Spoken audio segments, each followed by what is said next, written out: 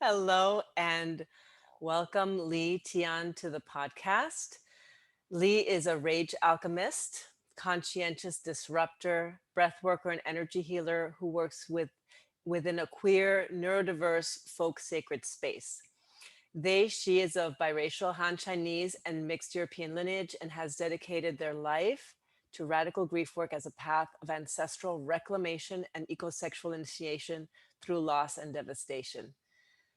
Li is a bestie that has um, emerged throughout the pandemic, and I'm so excited to have them here. Li, welcome to the podcast. I'm gonna cry. I'm so glad we're doing this. Yeah. It was, I want to tell the listeners that, I've been wanting to invite Lee to the podcast since, they and I we talk every day pretty much. And I've been waiting for spirit to say yes. And finally last week it was like, now. I'm like, okay, it's happening. So I'm so excited for it. Me too.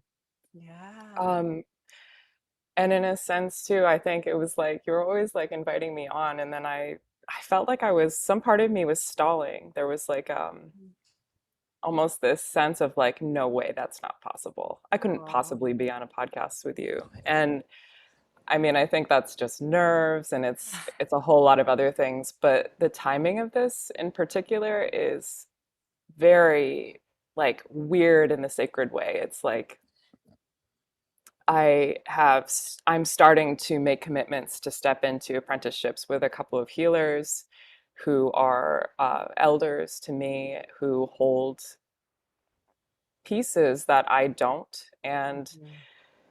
who are who I trust, who I feel like I've had, I guess, long-standing networking type connective relationships, either through the ether or I don't know. It's all just sort of coming through now, and I think it has a lot to do with just like collectively whatever shift we're going through right now, whatever this astrology is in particular that is kicking my ass, is like, all right, fine. You want me to up level? I will up level. I will transition. I get that I can't stay the same, but can I please binge watch some TV shows now? Like that's sort of my routine lately is like, Yeah. oh, Yeah. yeah, We need to rest between the up levels for sure. right. I just want a chance to be a normal human being. Yeah. We all need that. We all need that. And that reminds me of something you said in one of your messages, like, you think you're a person, but you're a fucking unicorn. Yes. Yeah. Yeah. And I wasn't that was not new when I said that. I feel like that's something I've heard, but yeah, and I know and partially I feel like when I'm riffing on most of the time when we're talking is stuff I know is spinning around in your head. Yeah. Like when you see me and I start thinking I'm just a normal, regular, this is me, I've got limbs, I'm human. You're like, nah, nice try. Nice try.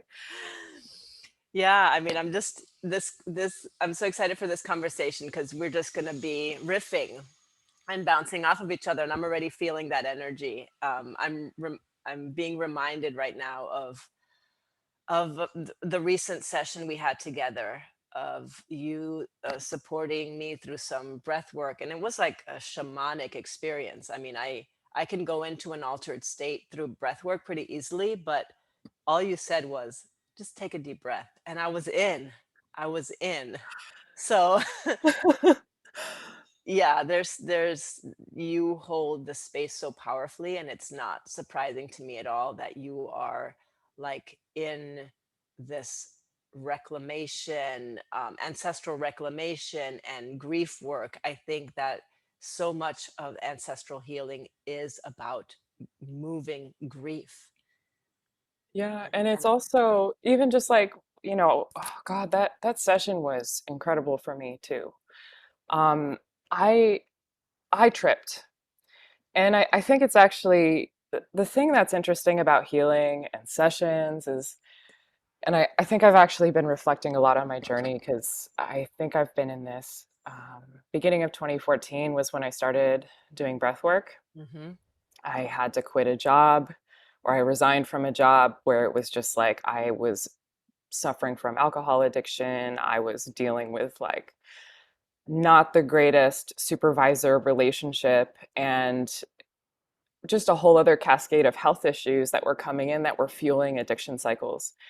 And my health was failing. My body was falling apart. I had inflammation. Like I started back in like 2014. It's not really that long ago when you think about it. Yeah. And I was still in the paradigm of healing is done to us. I was still in this paradigm of like the person that I was seeing for breath work, I was like, they're delivering this session. They're the ones who are doing it. And then like as I got through it, I was like, and I started training and I was like, I just wanted more, more, more. All of a sudden I'm like, no, this is a co-creative process. And one of my favorite things is to work with you, to work with people that like I've built trust with, to work with people who have like who are in active development of their synesthetic, neurodiverse capabilities, tracking how their senses map onto the world, trying to figure out their like very specific energetic blueprint. Like those people who are like all up in the wiring of their own systems are absolutely my favorite to work with. And it's again, it's a journey. So it's like even people who are at the beginning of the journey, it's just like it's so pleasurable for me to start to see like I feel like half of these sessions that especially the diet sessions, the ones that I've been kind of offering on a referral donation basis, it's just been such an honor. It's been an honor to witness people because I get to like actually affirm and witness and unpack, help them unpack the exquisite, like the absolutely exquisite intelligence that they have been living in for the entirety of the time that they've been in their body essentially. Mm-hmm. And to like that, even just that small cognitive shift that people can go through where they're like, oh, I'm interested in somatic work, or I'm interested in breath work, or like, what is this, like what are we doing here? And when they start to tap in, all of a sudden it's like thousands of years of memory are awakened and they're just sitting in their own mastery. Like that is my favorite. That's the thing that, lights me up, keeps me in the work, even if it's just fucking hard, Yeah. Yeah. even And when I want to especially, quit. yeah. And especially when you're working with like that ancestral, those ancestral wounds, they're so decontextualized that you don't know what the fuck is happening. You can't Yeah. name it because you didn't live it. You're just feeling it. And your job is to just let it move without question, like putting your ego aside, putting the part of your brain that wants to know and wants to understand, putting that aside and letting it move. I mean, I can't put words to what happened there. I just was screaming and crying and like moving all of this energy, and I'm just like, I don't know what the fuck just happened, but it's happening. Hmm. Yeah. And also just the space that you occupy in that, it's like the thing that I I guess I say it over and over to myself and it's sort of hard to explain to people, but when we talk about cellular memory, Yeah. we're literally talking about a fractal reality where everything is all there all the time. Yes. Everything is all accessible all the time. And all it takes is your intention to move into a particular point of space or a readiness to leap to the next fractal cliff or whatever it is in consciousness to like get into it, to trust the fall. And I really do see it. It is a fall. Like it is this, we say words like weaving and unraveling, which sounds very crafty but it is beyond that. It's like weaving and unraveling on a quantum level is like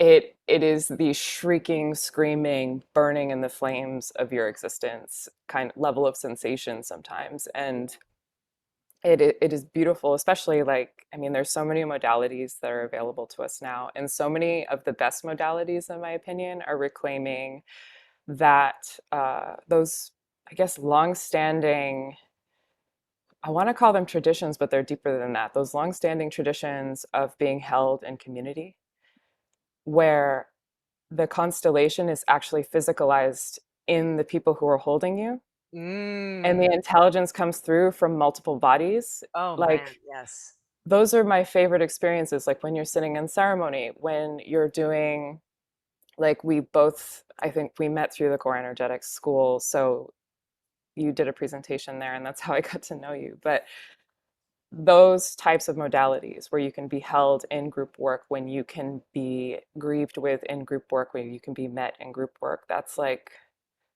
that's when stuff starts to ripple on almost like a chain reactive kind of level, Mhm. where Mhm.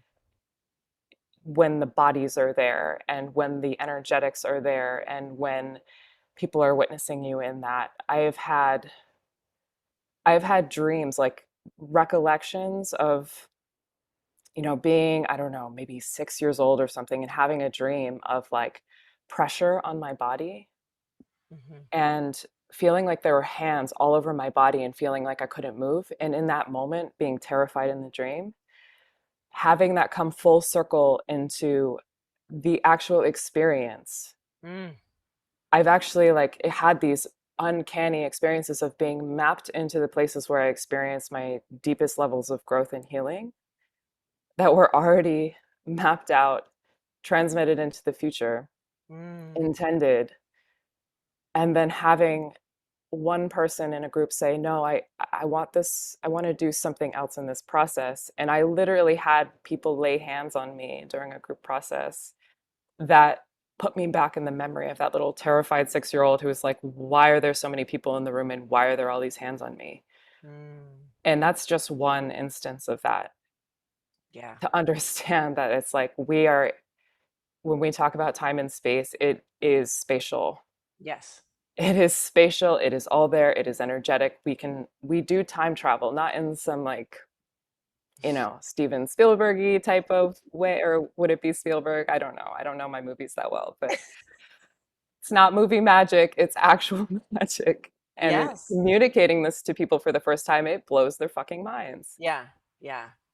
Yeah, and when you talk about that, I was just having a visual as you were describing this experience, and I was thinking, I was looking at sort of the energy matrix of a room where everybody is dropped into that same space. Like everybody is in sort of there's a harmonics, there's energetic harmonics where everybody has Yes. agreed to drop into this space, like whether you want to call it intuitive or whatever, but there's an energetic space and everybody's sort of hanging out there at the same time and everybody's rippling off of everybody's feeling, and everybody knows what's happening. It's like it's moving through the entirety of the group. Yeah. Yeah. Yeah. And you said it when you said harmonics, like most of the original medicine is sound. Like all of our original medicine traditions were sound. Mm. When you go into ceremonies where there are icaros or songs being sung, or just these traditions of even like what is embedded in the syllables of language, what is embedded in the resonance of human voices, it's like it is wild. And that even brings me to like, we are not even remotely as separate as we think we are. I remember being able to attend, a long time ago when my breathwork mentor died. The people at the center ran a Havan Kund fire ceremony for him. And I remember sitting in the fire ceremony, like I didn't know what I was doing. I felt way out of my depth. I'm like, what is this? What are we doing here? But I remember as we were throwing the offerings into the fire, and the person leading the ceremony was reciting mantra and going through all of that alchemical process, that alchemical recipe. I started hearing this voice, and it was like a woman's voice. And I kept looking around the circle, I'm like, who's singing? Who Mm. is this person who's singing? Where's this voice coming from? And I would look at each face and I'm like, are they humming? And I'd be squinting at them and trying to keep up with the offerings. And I'd be squinting at them. I'm like, is Ori humming? Who's humming? Like, what? Who's singing right now? Like, is this part of the ceremony? And it's like my mind is freaking out and doing all these things. And I'm just sitting there and I'm like, where is this voice coming from? And I just had to kind of like sit with it. And it was deeply like, I want to say almost unsettling, but it was like my mind was doing all these gymnastics around it, and then my body was just there in the ceremony. And it took until having a communication with another person who was an elder in the community. I had an email exchange, and she's passed away now. But I remember her telling me, if you're lucky, you get to hear the Divine Mother singing during those ceremonies. And she's one who delivers these ceremony, like she would deliver them regularly for retreats and for healing work. And it's just so interesting the way the information comes through about the experiences that we've actually had. Sometimes we don't know something, how sacred something is as an experience until we're given information to affirm and to force us to look back and map onto it. Mm-hmm. Yeah. Wow. That's amazing. And I found myself like tearing up as you were describing that experience. I was just having a reaction to that. Just when we receive something like music or sound, it's just so moving. Yeah. And I'm remembering a workshop that you had around Mm. rage break cycles, right? Yeah, yeah, And it was about yeah. it was about music and around using our voices, and that ended up being really powerful for me because I've had issues with bringing my voice, right? My speaking voice, my writing voice, and my singing voice. And after that workshop, I found myself like in my morning prayer starting to use my voice and just like ahs and ehs and e's, just vowel sounds, and just Mhm. like letting them kind of free flow and do whatever Yes, they want yeah, to do.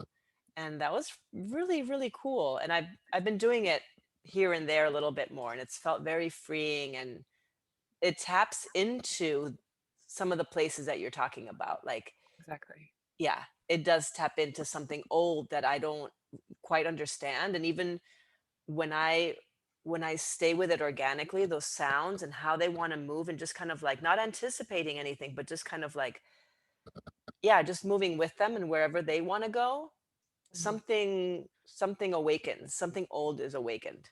Yeah, absolutely. I Yeah. mean, that's the thing is like sound has a multidimensional Yes.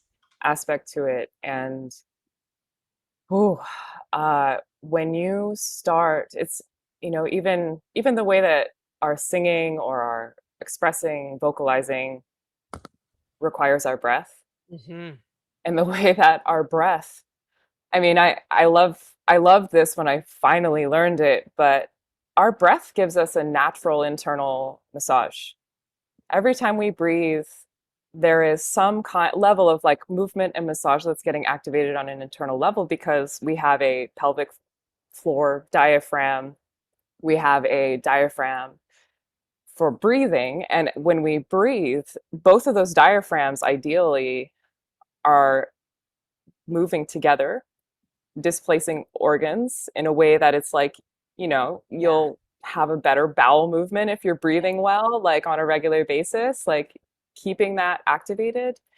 Even like the way that, I don't even know, like, because I'm not scientifically trained or anything like that, but I also key in a lot to this notion of internal waters and the cerebral spinal fluid. The fact that we literally have electrical impulses that are being transmitted through liquid in Mm. a way that allows us to move and engage in the world is like mind blowing to me. Like when we wire our houses, we think of a current as like moving through metal. But what are we? Like what are we actually? We're a combination of minerals, metals, earth. Like what are we? Is Yeah. kind of like mind blowing for me. And even the resonant structures in our bodies, like I remember and again, I like receive these things from other people, and then I just sort of try to pass them on when I can. But when you look at your spine as like a resonant structure, I think it completely changes the regard. at least for me, it like when I look at my spine as a musical structure, Mm. it changed my regard for my body, and it changed my regard for what healing can actually do. Like if I go into a massage, I don't want to be manipulated. I Mhm. just need to have those energetics activated. Yeah. I need to have the resonance opened up, and the resonance will actually gently usher me into a different state or frequency, Yeah. essentially. Yeah. And I was actually going to talk about something else when I started all of that, but I was also thinking about like when you were relating about the ancient aspect of sound and Yeah. like what it activates memories that are deeper than your own lifetime. Hmm. And I was thinking about the I had an immense amount of privilege and fortune to actually go to it's a shamanic lodge in Peru, in Pucallpa, and it's an amazing place. They have a plant medicine school to initiate children into Shipibo teachings. They replant ayahuasca, chacruna, dion. They steward the bobinsana, the mimosa trees, all of the all of the plants that they use for medicine. They're replanting, giving back, and sustaining the populations at a time when the tourism industry is just stripping, stripping, stripping. Hmm. And it's also like I wanted to bring that into this space, but Roger Lopez, the person who was stewarding my dieta when I was there for 3 months, passed away recently. And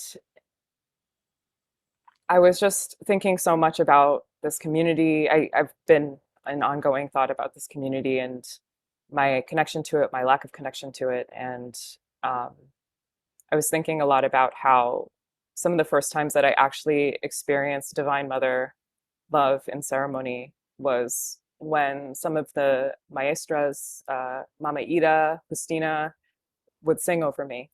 And each healer had a very different energetic. But I remember this moment where it was like I had taken medicine in ceremony.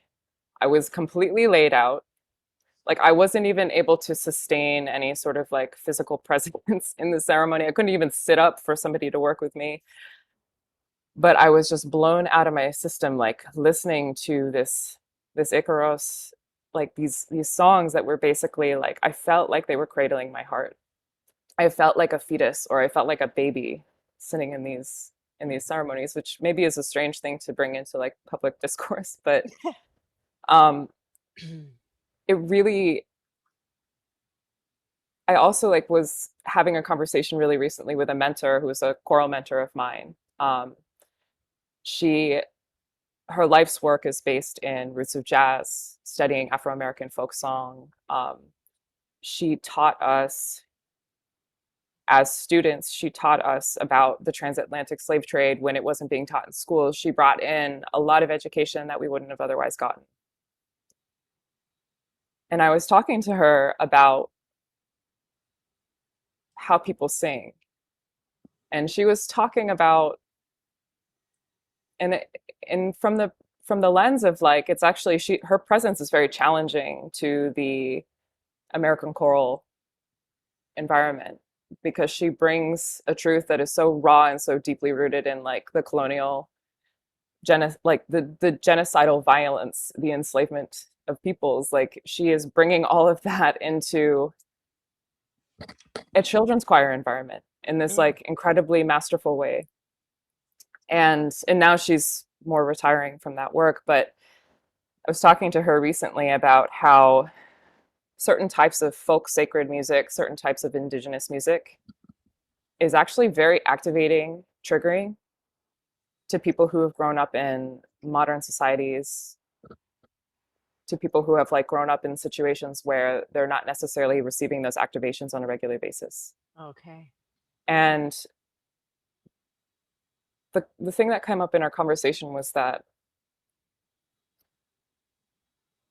some of those folk songs are they're in a sense they're maybe like I'm almost thinking of contemporary art terminologies where what we would call naive or primitive, quote unquote, art is actually closer to human impulse, is closer to the human body, closer to human frequency. And there's an intimacy in that that is actually very challenging, even for the heart to withstand. Oh, I So, yeah. So, like, I was thinking a lot about the resonance in the voices of the people who sing the Icaros was in a range, in an embodiment that, especially when I started ceremony, I couldn't even conceive of touching. In fact, my body could barely even endure it because of the truth in it. right, because it's so far away from the experience you have had, and to sort of there was a too big of a gap Hmm. between the music and where your body was. I think that's a good way of putting it. Yeah, Yeah. yeah, Okay. Yeah. yeah. When that dropped into my body, I felt that just kind of spread through my chest. It just kind of like Mm. busted through my Oof. shoulders. I'm like, oh yes, I get it. I get that. I get how that would be like activating and like jarring from a like a frequency standpoint. Like Yeah, how the frequency enters the body and it's just like, oh, yeah. And for me, jarring to the point I couldn't even sit up right. straight, Yeah. couldn't even function, Yeah. couldn't even move. Yeah. Yeah. Too much truth at once. Like it was just like a body overload. Hmm. Yes. Yeah, when someone is looking at you and telling this is who you are, and they're telling the truth, Yeah. so it can sometimes be more activating, triggering. We might even want to label it traumatic Yeah. Right. Right. when we Right. start to see who we are on an Yeah. essential level. Yeah. Yeah. I think of it. I don't know where this analogy or metaphor came from, but it's like when you pour, when your container for that level of truth is like a thimble and somebody pours in this vat of truth, it's like the thimble is going to explode. Mm-hmm. Like that container needs to be built. And yeah, that's, you know, I've been thinking lately about a little bit about like the work that I do. And really, it's like really about opening the body to that truth, right? Yeah. It is a sort of a Yeah. progressive opening so Right. that it can Right. receive some of the medicine that's sort of out in the world or Right. already inside. Hmm. Yeah. And even the way, like, not just opening the body as a, like, an abstraction, but you are literally opening your body in sessions. You're opening your body as a practitioner. Like, when I've watched you hold other people, I see this.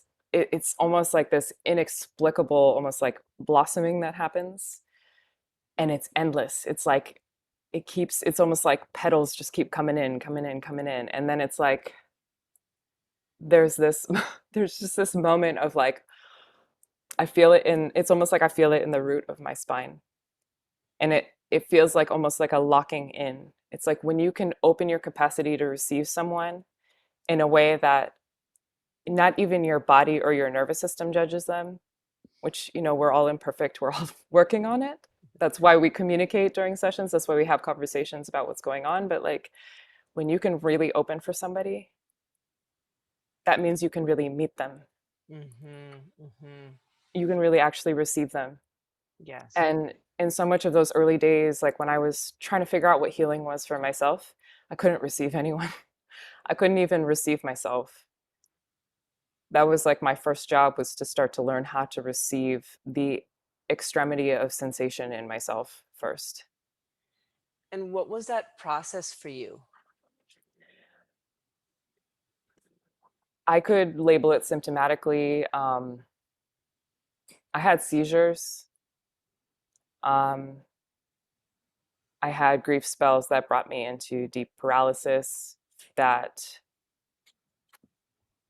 I couldn't work a job because I couldn't move. And it did start while I was actually working. Mhm. I would experience, I didn't even know what they were exactly, but it was just a level of like irregularity that was going on in my nervous system that I could not get to work on time for the life of me, Mm. because my body, as soon as I got in the tub, and I didn't have a shower in that house, but I would get in the tub and I'd be paralyzed for 40 minutes. crying my eyes out every single morning crying and just despairing and being like, I don't know if I'm going to be okay. And then the days that I would avoid that bath altogether were nightmarish. It was like Mm, everything that didn't leave because I didn't take a bath, that didn't leave with the bathing, I'd have to process during the day. So my body would be in so much pain. And it's tough to put it on an actual timeline. yeah. Um, because it's like there was a period of my life that I didn't really have an intestinal lining because I had celiac disease that had gone undiagnosed, and I had been gaslit so much because autoimmune diseases get gaslit. Autoimmune Yeah. conditions, chronic pain, chronic illness gets gaslit. It's like it's in your head. And even in order to get medical validation of it, when they finally wanted to do that process, it was so costly. I was like, no, I'm good. I think I know what I've got and I know how to work with it. Mm-hmm. Mm-hmm. So, it's always been a give and take. I have had extreme what you would consider maybe like mental health issues, chronic, acute like mental health issues where I would dissociate from reality, um, enormous amount of anger and rage, not a stable person, not a particularly pleasant person. I was agoraphobic for a few years. I was a mess. I was a complete wreck. And it is I don't even know how I'm still here other than the privilege that I experienced of being supported in that Mm-hmm. financially, having a home, like it actually the thing that I sit with on a daily basis is that my experience is not unique, and people go through things as extreme as what I went through or worse, Yeah. and it results in homelessness. It results in all sorts of levels of like just I can't even call it lifestyle, but it really makes me appreciate what little safety net we actually have, what little community we actually have in the society, because it takes so much privilege in order to survive this thing, and so much privilege to even or survive the symptoms of the systems that we live in. Yes. Yeah. And I'm hearing I'm hearing somebody tell me, let's talk about bodily autonomy. Okay. Let's right? I feel like that's really like where we want to bring it in. Yeah. Yeah. I have very particular experiences with bodily autonomy. Um, when when I was experiencing symptoms of organ failure, I didn't see a doctor. I was just at a certain point, I was like, I'm done with doctors. They're cruel. They've hazed me. Like these were specifically my experiences. I wasn't held by people who had any attunement to Hmm. me.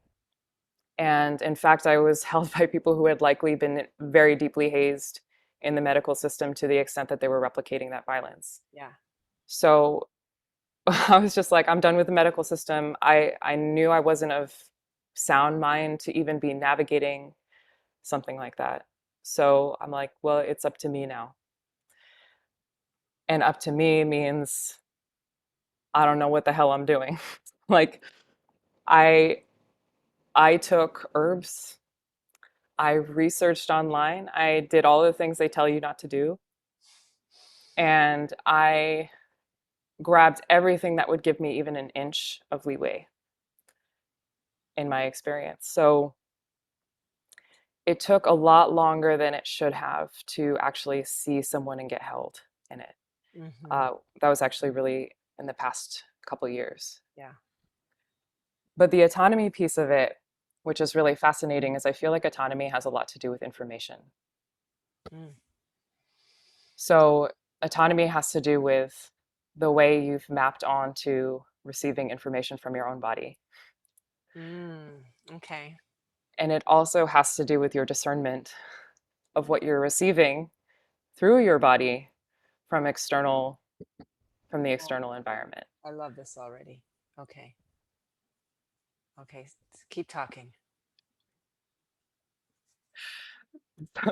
It actually puts you in an extremely, so when we talk about bodily autonomy, the image that comes to mind is all of the what people would call pseudoscience, the dangerous extremist aspects of what people would consider, as you talk about, sovereignty or like self-determination. Yeah. But self-determination isn't about like I wrote it in quotes like when I was talking to you about it, it was like Yeah. my way or the highway. That's self-determination, isn't it? It's like you're the tyrant and you tell everybody else what to do. Good luck with that. Like good fucking luck. I tried probably multiple phases of unhealed developmental issues around being a tyrant. 2-year-old didn't quite get what they wanted, or whenever the 2-year-old showed up for me, Yeah. or the teenager. Um, when you're actually, I like totally lost it when I said that. So when you're actually looking at bodily autonomy, it isn't about like it literally is you don't get your way. Yeah. Like Yeah. you don't get your way. You don't get to have like that Instagram ready relationship where your partner is a model on a beach all the time in whatever attire makes them look, shelf Right. ready. Right. Right. Your life, your body has a lot of intelligence to it, and it is a messy, messy saint. Like it will do everything it can to unfold what's in you in order to release what you don't need anymore.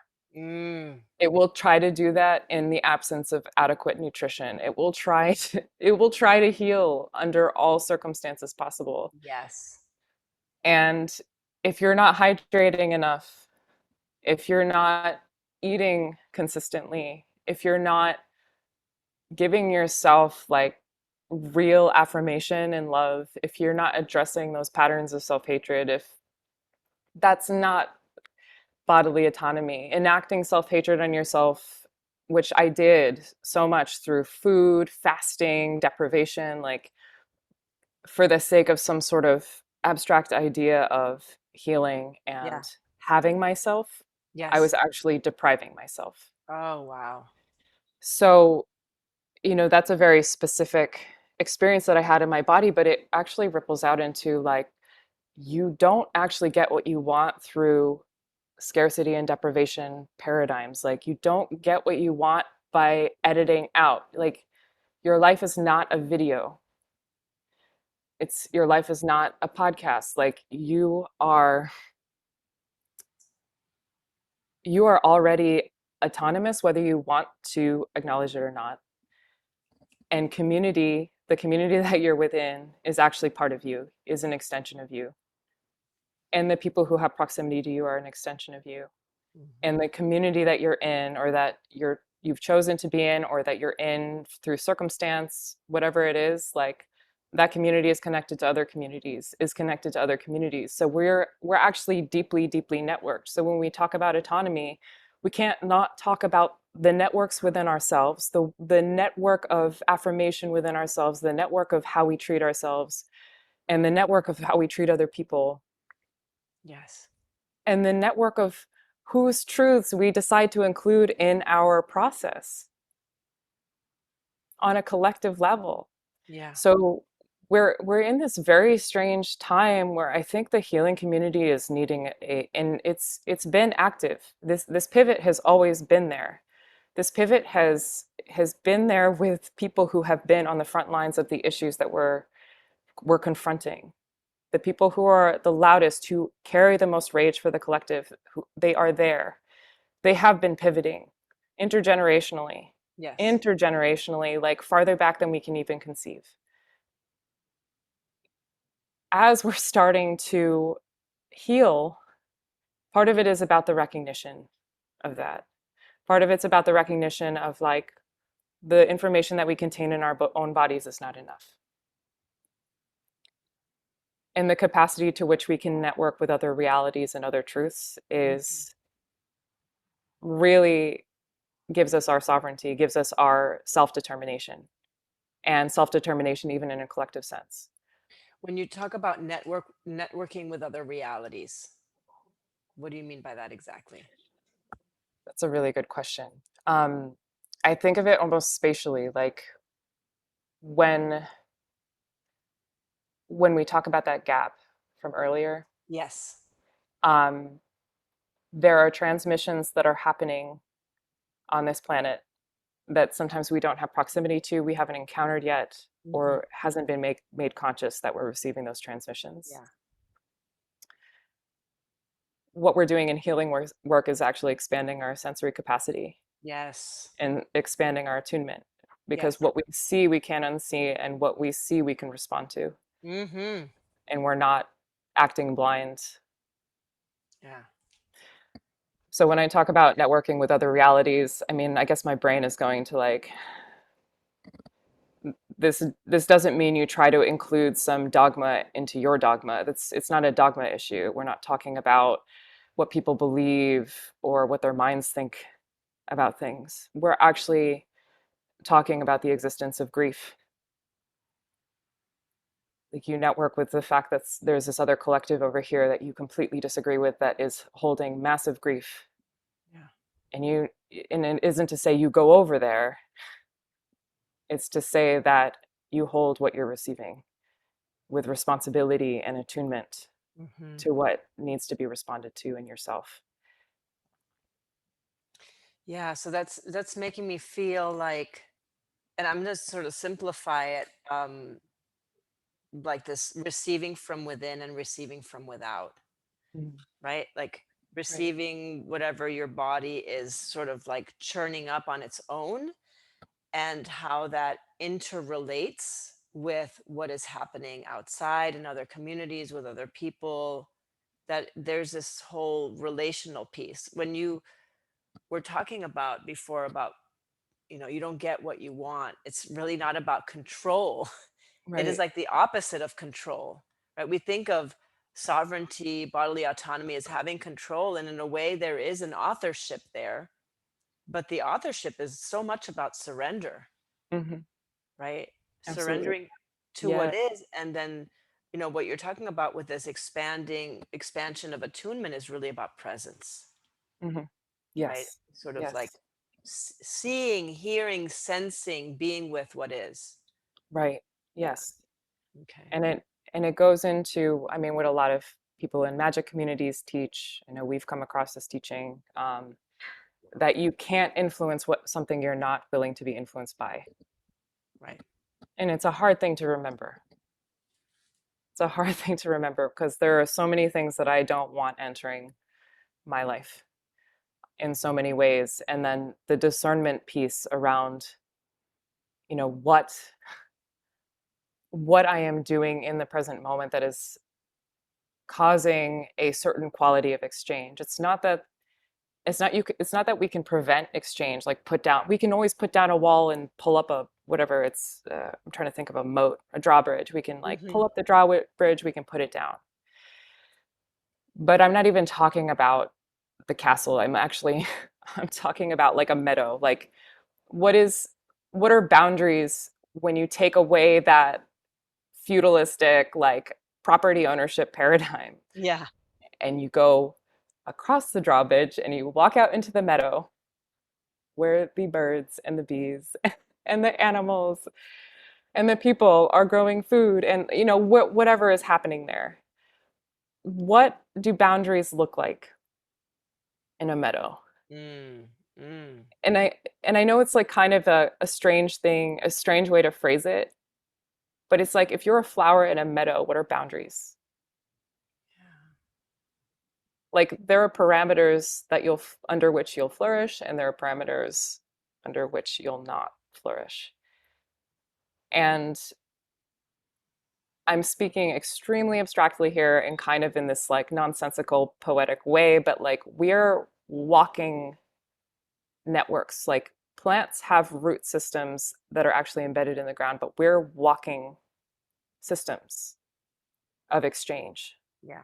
We have roots within our bodies, but we can walk and we can Mm-hmm. move and we can interact in ways that are a little bit different. So our consciousness operates along the same principles as any other natural consciousness on this world, but like, so I'm just kind of painting that picture because I'm creating almost intentionally, like creating a paradox or a gap in the mind. Yeah. It's like, what do we actually think boundaries are? Because for me early on, it meant I became a germaphobe. I was like, don't touch me. Like, I don't want to be hugged. Like, I don't want that coming into my space. Like, and this isn't to say like you don't get to say who gets to be in your space. I'm not like, let's not oversimplify it. But at what point are we actually harming ourselves by preventing exchange? Mm-hmm. Mm-hmm. Because the exchange in my understanding is actually always going to be there. You can cut someone out of your life and there's still going to be an exchange energetically. S- So what that's making me feel like is that we need to build our capacity for more exchange, Mm, right? If we are to be, or if we are to exist in the meadow metaphor that you're offering, yeah. then we really need to understand ourselves in order to be able to receive more from other people. Like, our sense of self has to be more solid Hmm. so that there can be more exchange. Does that make sense? Yes, and in in phrasing that, like our sense of self needs to become more solid. I actually think of like I'm Mm, going to bring another analogy. You know how when gardeners sprout seedlings, yeah. they need to be hardened before they're planted into the field. Yeah. So they'll actually put fans and like blow air current on Mm, the seedlings strengthen them. to strengthen them. Oh, So it's not even about what you need to do from like what you need to resource from within, because that actually doesn't totally make sense if you need information from without to yes. inform the within. It's Okay. literally about placement. How do you place yourself in the world? It's like, where do you put yourself? Where do you plant yourself? Mm, Because there are places that I will not plant myself now because I know that I'm not going to thrive. I am not, someone might step on me and never lift their foot. Like mm-hmm, those mm-hmm. are understandings that I have that like there are certain environments that I will not plant myself in because that is not going to work. Like I don't even have a chance. Yeah. But that does not mean that I'm not going to plant myself. Gotcha. And I feel like even just the past 7 years for me have literally been this like high speed analysis, information gathering on how do I plant myself somewhere? Like, how do I actually grow roots? How do I actually like place myself? And what was interesting is this kind of clicked for me, especially in 2020 when there was like so much distress happening in our communities. I was mad as hell. Like I lost it. I just was like, I am literally healing around white supremacists. I can't do this anymore. Like I cannot be around people who don't think that these issues are important because then all of my energy goes to trying to keep myself afloat, Yes. but I'm never going to flower here. Right, right, right, right. I Okay. won't actually have the energy To blossom. Yeah. to move. Yes, Thrive. exactly. Yeah. Exactly. So, I had to like recalibrate so much over 2020. You witnessed me in that process. Like, how do I place myself? What values do I hold? I entered a restorative justice program training that was literally like based on circle keeping. It was just literally based on being present with each other. Mm, No experts, no hierarchies, just we go around the circle.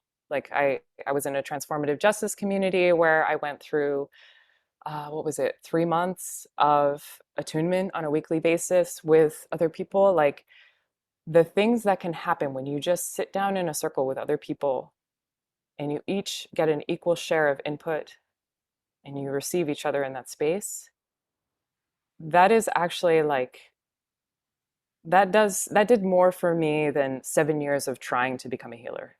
Wow. Just like a few months in a container where I learned how to sit with other people and to be with myself and all of my reactivity and all of my responses and all of the information that was coming through in that, and to realize what I was making up in my head, because literally there were no authority figures in there. There were no authority. When you're sitting in a space where there are no authority figures, you really have to come to terms with, well, I had to come to terms with the tyrant in Yeah. myself, and with the Ah, way that my control was actually sabotaging my relationships, sabotaging my ability to even find the right people or to be in relationship to people in a way that I would grow. can you give just a little bit more detail about like how that would play out? I feel like that's really interesting for Mhm. listeners to just hear sort of the underlying the dynamics. Yeah. So I'm kind of interested, maybe like, do I even speak specifically to what happened in 2020, or as far as looking at those dynamics? Yeah. Maybe you can say the question again. Yeah, I'm just like, you talked about the tyrant, and I feel like the ways that, I know my tyrant and the ways that I like to control and really having to work with that part of myself a lot. Mhm. I feel like a lot of us have that part, and I feel like Yeah. speaking more specifically to it, even if just for a second, would be Right. really helpful. Just Right. giving a little bit more detail about how that plays out, like how the tyrant moves in our relationships. Right. Yeah. So the first thing that comes to mind when you say that is the the ways that we've, like, looking at the ways that you, everyone has been trained to occupy a certain position in society, Mm. and not even in the way that we think. So it took years for me to realize that because I'm socialized, and thanks Weeze for this. I mean, I'm so grateful for her container. Like, I'm indebted to being in her space and learning more about myself and getting to unpack this. But like, this phrase she used around being socialized female, like, if you're a socialized female, that comes with a certain set of parameters of reflexive behaviors, that these reflexive behaviors that happen on a very small micro level help to maintain Mm. your position in a particular system. Hmm. And this system that we're in, we can talk about white supremacy, we can talk about supremacist systems, we can talk about hierarchy, caste, we can talk about the way that feudalism has evolved into like a settler colonial agenda where Yes. we're basically operating from a place of manifest destiny in order to stay safe. It's like Yes. we deserve this, like we're presuming some level of I I earn this, this is my birthright, without actually having any sort of relationship to the thing that we presume to own. Yes. So it almost results in, and I've witnessed it in other people, I've witnessed it in myself, but it's this hyperfixation on maintaining comfort. Yes. It's like a hyperfixation on familiarity as the right way, or familiarity as a reflexive determination of the way things should be, Ah, which is why it's so hard to break institutional yes. models that are like very entrenched. Like, whatever seed they grew from, it's almost like you can't really change the blueprint because everyone who's been brought up in it is designed to protect it. Yes. Oh my God, my head is about to pop the fuck Oh. off right now. Yeah, yeah, yeah. I'm fucking feeling that quantum shit. Oh my God. Yeah. Just when you said, oof, I'm having a release. Oh.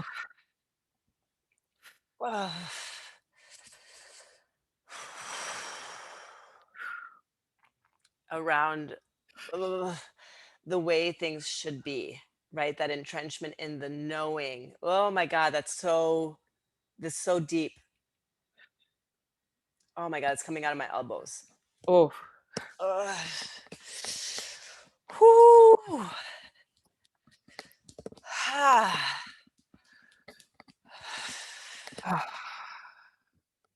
Yeah. Yes. Yes. Thank you for naming that, because see, those are the specifics that we need to hear. That was just a fucking transmission. mm, That is like, that's how it shows up in our lives.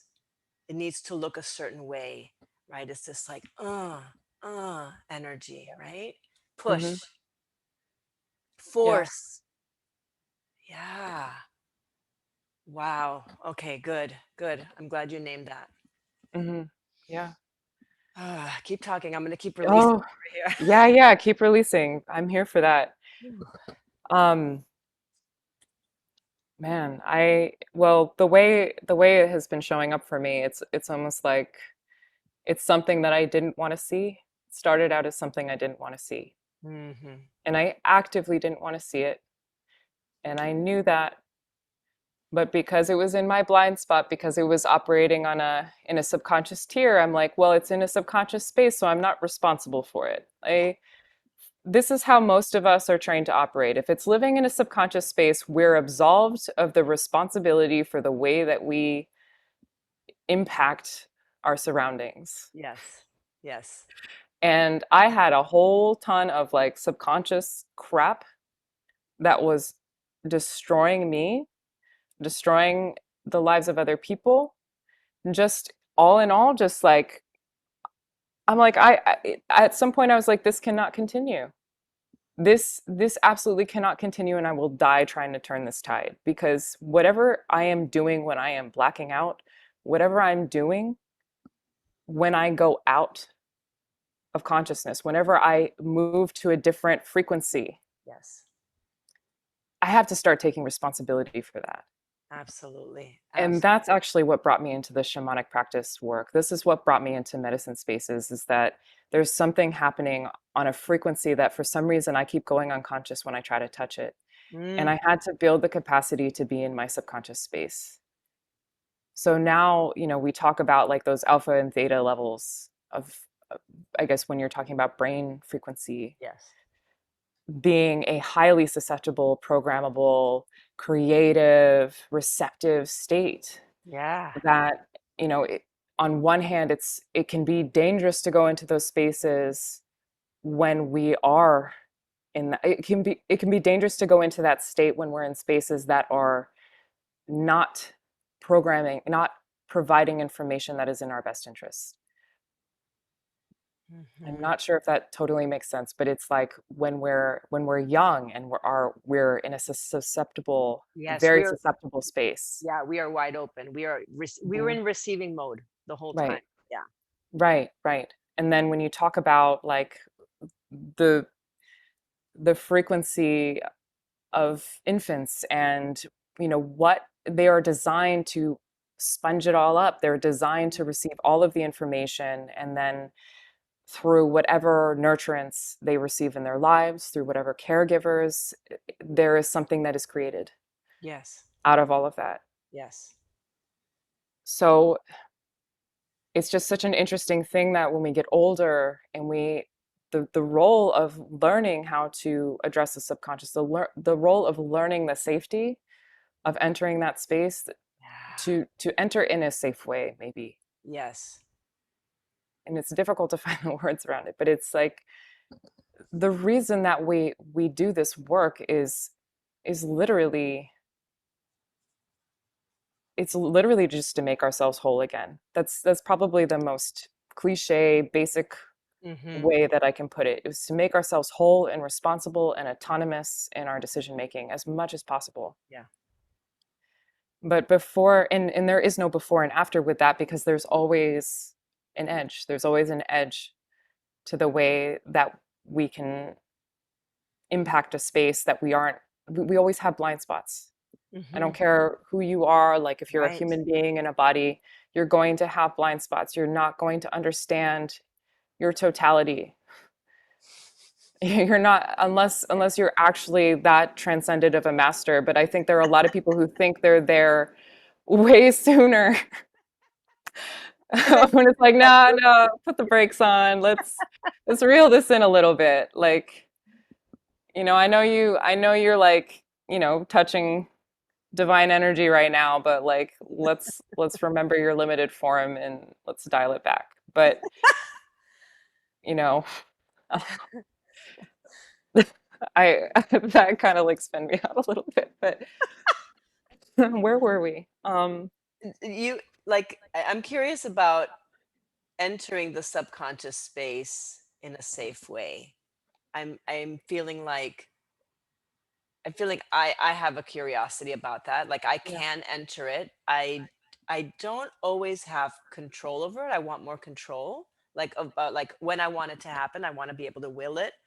right, Sometimes it just happens.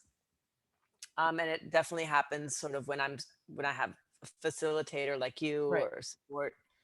Um, yeah, like what do you feel are the, I want to say requirements, but like what are the ingredients? What are the ingredients? Ooh, okay. So I think the it's a dangerous question because I don't know. Okay. I don't know for anyone else. Okay. But the recipe is to acknowledge what is there. Okay. I think the recipe is always to acknowledge what is. And however that statement gets received, there are always going to be distortions, even in what I'm saying and how it's being received. Hmm. So, what I look at it as is like we are cyclical, rhythmic beings. We operate with frequencies. We are living on a planet in orbit that is moving through space and creating helical patterns, which are mirrored in our DNA. Like, we, the macro is micro. So, look at what's going on in your direct perception, Yeah. and you'll know what's going on out there. And when we're talking about entering subconscious states, this can be very tricky because so much of our brain chemistry has been hijacked by the society we live in. Hmm. Like, how much of us live with artificial light at hours when the sun has gone down? How many of us like scroll on our phones? Like, we've disrupted sleep rhythms. We've disrupted so much about even like relational rhythms that Yeah. we have to go into work with places where we're just expected to be machines, Yeah. Yeah. where we're just expected to behave in a manner that is like quote unquote productive. So we have to disrupt our own internal rhythms for that. Hmm. So when you have so much rhythmic disruption, like even the brain states that you're able to enter as an individual are determined a lot by like developmental patterning and even the Yes. patterning of your environment, the places you've chosen Absolutely. into consciously or unconsciously. So, Yes. this is why we have I was reading something recently about how even like alcohol is a way for people to start to access alpha. Oh, wow. And I'm not I'm not a scientist. I don't know. I was just sort of looking at some research abstract somewhere on the internet.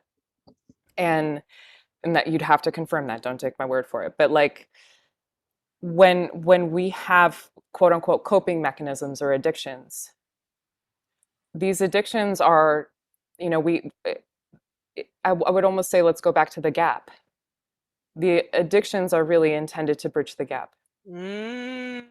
So if there's a place where we're going unconscious, or if there's a frequency that having we're experiencing some sort of level of societally based intervention that has been imprinted in our bodies and can't be extricated in a day, like we have to just acknowledge what's there, like what is actually going on, Hmm. and to receive the information wherever it comes from, whether it means you end up in mainstream medicine and you find like the right healers to work for you, or you end up the way I did, which was the more like illegitimate, like illegal, like go take ayahuasca, go work with Wachuma, um, do breath work, sit by fire for hours a day until you're like hearing the fire talk to you. Like there are different ways of beginning to do this, and I think on a very simplistic level, the degree to which we dismiss our imagination, Yeah.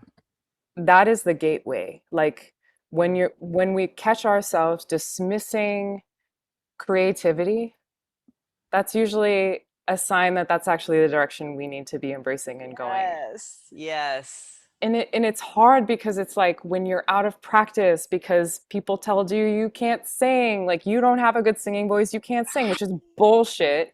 Bullshit. Like you make sound however you want. You hit a drum, you do what your body can do. Yeah. Do what your body can do. Do it in the way that comes naturally to you. Don't necessarily look for outside help, but look for like I always I'm just like just look for the right people, and I can't even really explain that statement. It's like put Mhm. yourself with the right people. Yeah. And sometimes that's a process of trial and error. Yeah, I mean, I'm just appreciating as you're talking because you were talking about lighting that we're in. Like we don't have opportunities to enter subconscious spaces in our daily lives Hmm. unless we open the space until Right, we intentionally open the space through ceremony, through prayer, through right, meditation, whatever it happens to be. But we need to be intentional because our lives will not offer that to us, right, right? Because our lives are, the systems are designed to have us be robotic, automatic, right, right? right. To move in that way and out of our organicity. Hmm. That's even a word.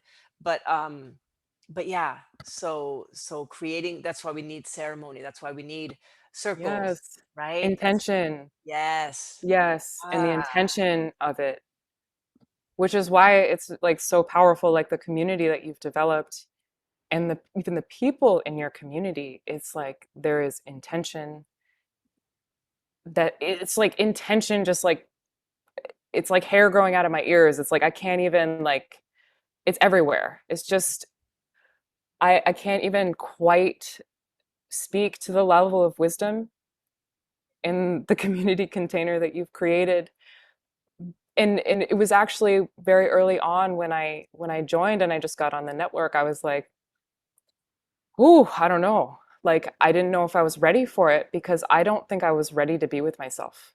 mm, There was a moment of like I was still looking outside of myself for answers, and I was still in some mind games, some kind of playing some kind of game.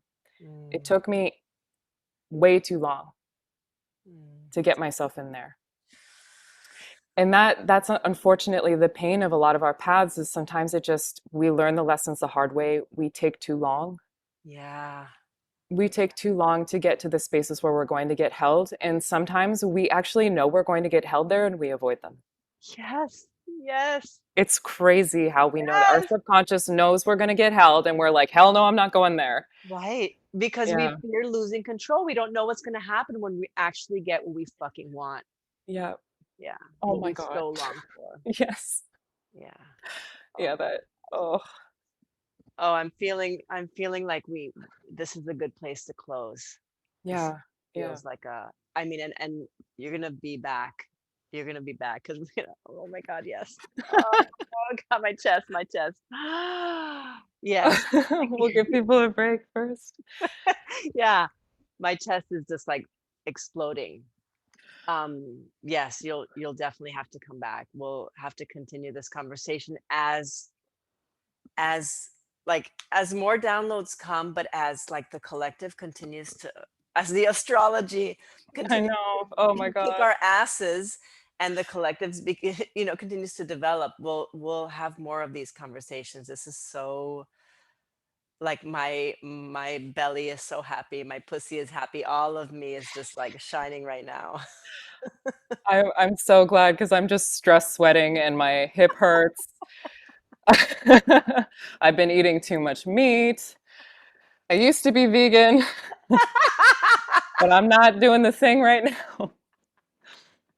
I mean, I was serious. I was like, this is gonna give me some loose shits and stress Yeah. sweat just preparing for this because I'm like, oh, the universe is telling me to detox. It's telling me to like start actually showing up for myself. So Lee, please share with the listeners how they can find you, how they can book a shamanic breathwork session with you. Yeah, so right now I have a website, ozzombro.com, Ozzoombro. Um, and right now I have donation-based openings that you can schedule through a link. And right now I'm in the work of community organizing, conversation, dialogue. So I'm really taking people who feel really drawn to working with me and moving from there to see if there's some reciprocity or some relationship that needs to emerge. Mhm. Um, and that's basically it. You can also follow me on Instagram as Yeah, well. yeah. And for those of you listening, the writing, Lee's writing is just is it's a transmission when you read their posts. It's really incredible. Thank you so much, Isha. I'm Thank so you. grateful for today. This is just magic. This is just woo, this whole thing was an experience. Thank you so much for being here. Thank you.